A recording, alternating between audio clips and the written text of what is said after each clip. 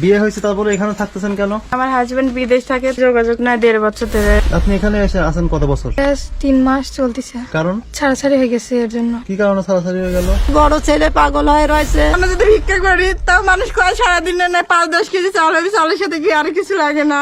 দালাল বলে আজ না কাল, কাল না পরশু। পরে আমি আজ 3 দিন ধরে বলছি আমি আর বিদেশে যাব না। চাকরি নিতে গেলেও তাও 8-10 হাজার টাকা ঘুষ দিতে হবে। আপনারা একটু সাহায্য করলে আমরা ভালোভাবে থাকতে পারবো, চলতে পারবো, না ছাড়া আমরা মারা যাবো। আসসালামু আলাইকুম। আশা করি আল্লাহ আপনাদের সবাইকে অনেক ভালো রেখেছেন। তো এখানে একটা পরিবার নাকি খুবই কষ্ট করতেছে। আমরা জানা মাত্র চলে আসলাম, ঢুকতে দেখতে পাচ্ছি যে একটা চারদিকে টিন ছড়াই ছিটায় আছে। কি হয়েছে এটা আমরা নিজেরা জানার চেষ্টা করব আর আপনাদেরকে জানানোর চেষ্টা করব। এখানে একজন বসে আছে দেখতে পাচ্ছি। আসসালামু আলাইকুম। ওয়ালাইকুম আসসালাম। আপনার নাম কি?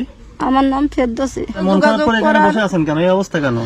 আমার এই অবস্থা, আমার স্বামী মারা গেছে, সে একদিন আমার ছেলে পেলে নিয়ে আমার খুবই কষ্ট, আমার অভাব, আমি খুবই কষ্টের ভিতর রয়েছে বেটা। আপনার স্বামীর নাম কি? আমার স্বামীর নাম রাকিব মিকার মোল্লা। কয় ছেলে মেয়ে আপনার? আমার 5টা ছেলে মেয়ে। বড় ছেলে পাগল হয়ে রয়েছে, আমি চিকিৎসা বিনি, আমি চিকিৎসা করতে পারিনি। আমার ছোট ছেলে লেখাপড়া শিখি, সে তো এখন মাছ মারি খায়, সে চাকরি বাকরি কিছুই পায়নি। যার মাঝে কেলানের পরে বাড়ি করে রয়েছে, তারও ঘর বাড়ি সেরকম ভাঙা করে ঘরের মতন থাকে। আমি যে কত অসহায়ের মতন পড়ে রাখছি, আমার দিন রাত 24 ঘন্টা। আমি একটা গরুর বাছুর আছে, ছেলে পেলের সংসার চলে না, তো আমাকে কিভাবে দেখবি বলো? এই অবস্থা কেন আপনার এখানে? এরকম হলো কেন? আমার এখানে ভাঙচুর করে সব গাছ গাছালি কাটি টাটি গায়ে এরকম ভাঙাচুরি করে ফেলেছে। এই বাড়িতে এখন কে কে থাকেন? কোন ঘরে থাকেন? এদিকে আসেন। আমাদের বাড়ি হচ্ছে ওখানে ওই রুমের মধ্যে থাকি। এই ঘরে কে থাকে? একটা দরজা মরজা জানালা দেখি এদিকে আসেন তো, কিছু কে আছেন? নাই। আপনার নাম কি? আমার নাম রূপর্ণা। আপনি কে হন? আমি যার সাথে এখন কথা বললাম কে হয়? এটা হচ্ছে আমার আম্মু। ও, বিয়ে হয়েছে আপনার? হ্যাঁ, বিয়ে হয়েছে, একটা বাচ্চা আছে। কই সেই বাচ্চা? কই দেখি। আরিয়ানা, এখানে আসো। বিয়ে হয়েছে তারপরে এখানে থাকতেছেন কেন? হ্যাঁ, এখানে মানে আমার হাজবেন্ড বিদেশ থাকে, তো ওর সাথে যোগাযোগ নাই 1.5 বছর ধরে। মানে আমাদের খাবার টাবার কথা কোনো মতো কিছু কিছু দেয় বলে না। না, কথাও বলে না, কোনো খরচও দেয় না। আমি আব্বু ছিল নিমাত নিলে যখন, আমি খুব আব্বু বাসা ছিল তখন কোনো সমস্যা ছিল না। আব্বু মারা যাওয়ার পরে সব এই যে এরকম। তো আপনার স্বামীর বাড়ি কোথায়? সিলেট। সিলেট বাড়ি স্বামী? হ্যাঁ। স্বামী কোন দেশে থাকে? দুবাই থাকে। দুবাই গেছে কত বছর হলো? এই 1.5 বছর হচ্ছে। কথা বলে না কত বছর? এই 1.5 বছরের কথা বলে না। কারণ কি? তা যায় না, ওর ফ্যামিলি এই কি গরিব, তো চেহারা ভালো না, আমাদের দিনের কিছু আলোতে দিতে খুঁজে পারেনি, পাওয়া এমনি যায় না। তাই করেনি। ঘরের জিনিসপাতি এটা সেটা চাই। তো আব্বুরে বলছিলাম, আব্বু বলে যে সমস্যা নাই, আস্তে আস্তে সবকিছু দিব। তো আব্বু সাইকেল মেকানিকের কাজ করতো, যাই হোক আস্তে আস্তে দিতে, একবারে তো দেওয়া সম্ভব না। আমার আব্বু যখন ছিল তখন আমার কোনো চিন্তা ছিল না, আমার বোনের বা আমার। এখন আব্বু মারা যাওয়ার পর আমি লোকের বাড়ি ঢাকা যাই, 6 মাস কাজ করে খাইছি। তো এখন যদি না খেয়ে থাকি, আমার 3টা ভাই আছে, 3টা ভাইয়ের একটা ভাই আমাদের 1 কেজি বা 1 পর লবণও দেয় না। তো উঠতে বসতে যখন তখন গায়ে হাত তুলতে আসে। এই যে বাড়ি ঘরে এরকম অবস্থা, আব্বু যদি থাকতো কখনো এরকম হইতো না। যদি বা হয়তো মানুষে যে বাড়ির মধ্যে থেকে গাছ কেটে নিয়ে গেছে, এই যে বেড়া টেরা ভাঙা টিন ছিল, এটা দিয়ে আব্বু ঠিকই ব্যবস্থা করতো, সাইডারে দিত। আমার ভাইটা কিন্তু পুরুষ মানুষ, আমরা তো আর পুরুষ মানুষ না যে এই 2টা বাঁশ কেটে বেড়া টেরা দিলাম, এটা সেটা ঠিক করলাম।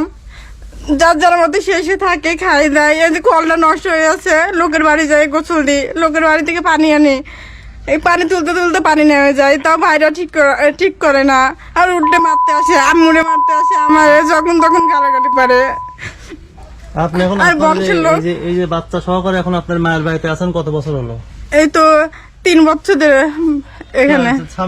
স্বামীর সাথে কোনো ভাবে যোগাযোগ করার চেষ্টা করছেন? হ্যাঁ, করছি। সব মানে বিদেশ থাকলে তো অনলাইনে সাথে কথা বলা যায় না, সব স্বামীর কিছুতে। পরিবারের লোক কি বলে? ওর সাথে আজ 1 বছর ধরে কোনো যোগাযোগ নেই। বলে কি যে যখন সম্পর্ক মানে ডিভোর্স হয়ে গেছে? না, এখন হয় না। বলে কি যে যখন তোমার জামাই আসবে তখন তুমি এখানে আসো। তার আগে জামাই তো আপনার সাথে কথা বলে না? মানে যখন ও আসবি তখন যায় ছাড়াছাড়ি, এরকম একটা অবস্থা হবে লাস্টে। তাহলে এখন এই বাচ্চার এখন কি হবে আর আপনার কি হবে? তো এই কি করবো, কপালে যা আছে তাই। তো আপনাদের তো বাবা নেই, ভাইরাও দেখতেছে না, তাহলে আপনার পেটের খাবার কিভাবে জোগাড় হচ্ছে? এর জন্য তো কিছু একটা করতে চাই। এখন এই যে 2.5 মাস ধরে বাড়িতে এসে বসে আসছি, তো বিদেশ যাওয়ার চিন্তা ভাবনা আছে। মানুষ বলে যে বিদেশ খারাপ, এই সেই।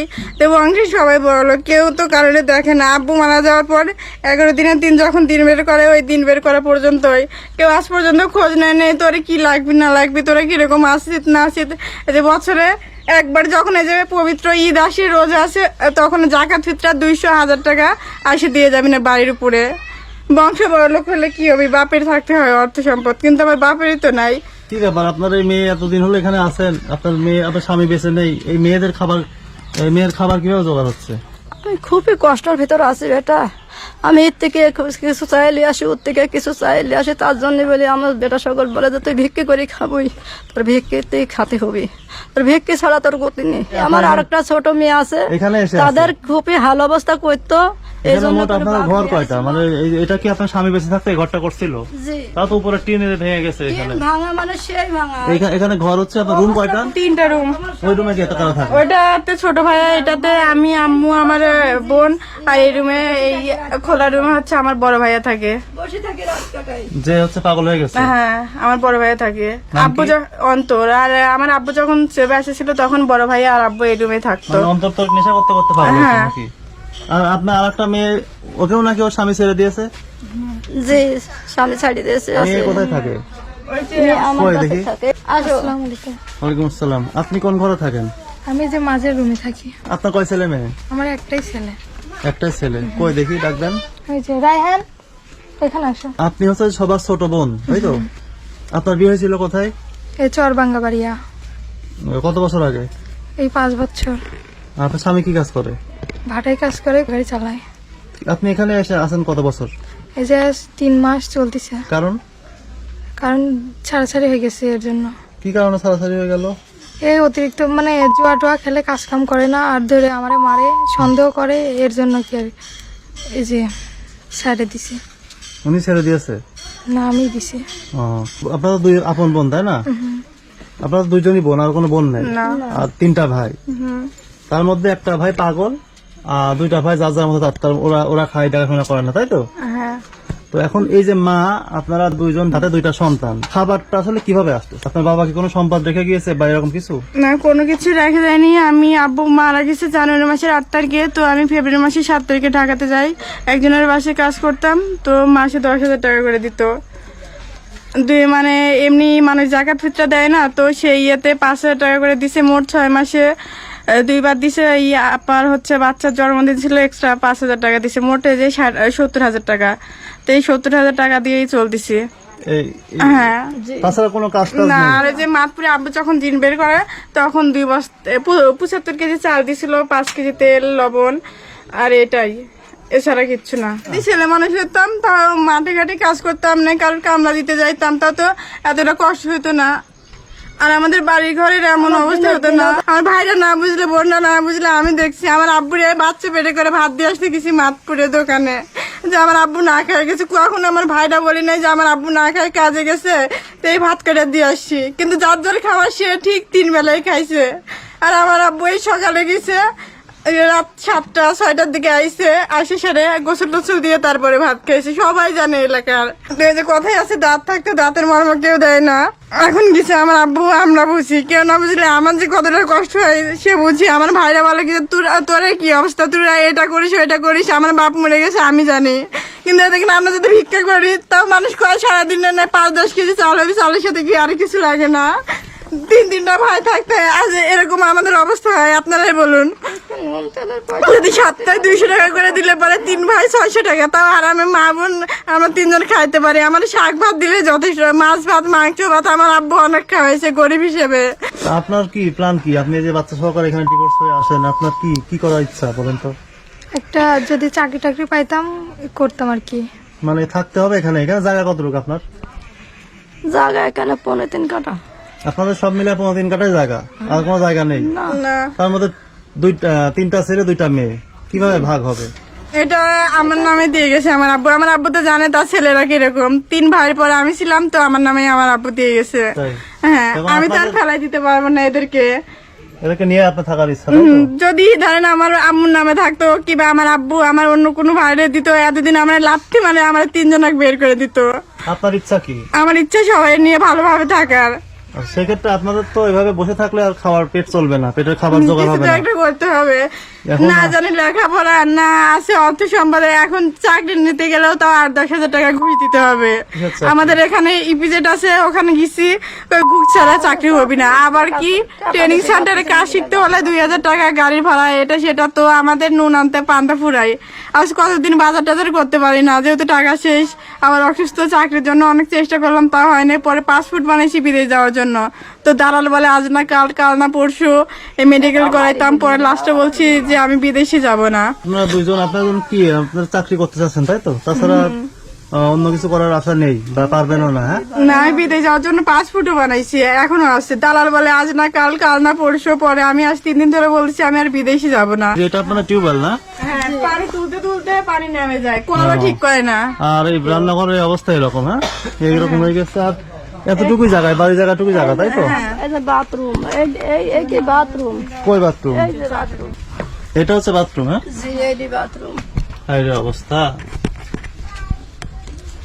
এখন আপনাদের জন্য আমরা কি করতে পারি আপনি একটু বলেন তো। রান্নাঘর, তারপর একটু বেড়া টেড়া দিয়ে যে কলটা যদি একটু ঠিক করে দিতেন, মানে পানি তুলতে তুলতে ঘরে যাইতে যাইতে পানি নেমে যায়। আজ 1 মাস ধরে কল নষ্ট হয়েছে। ওই চাষিদের বাড়ি থেকে যার পানির প্রয়োজন হয় তারা ওই বাড়ি থেকে পানি নিয়ে আসে, বা আমি অন্য বাড়িতে যাই গোসল করি। এরকম একজনের বাড়িতে যাইতে তো লজ্জা লাগে।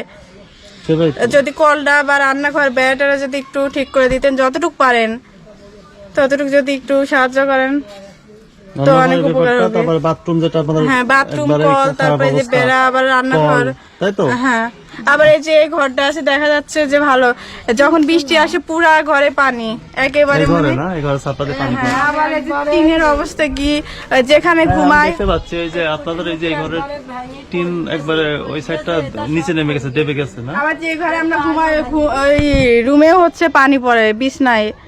তো আমাদের অবস্থা খুবই খারাপ।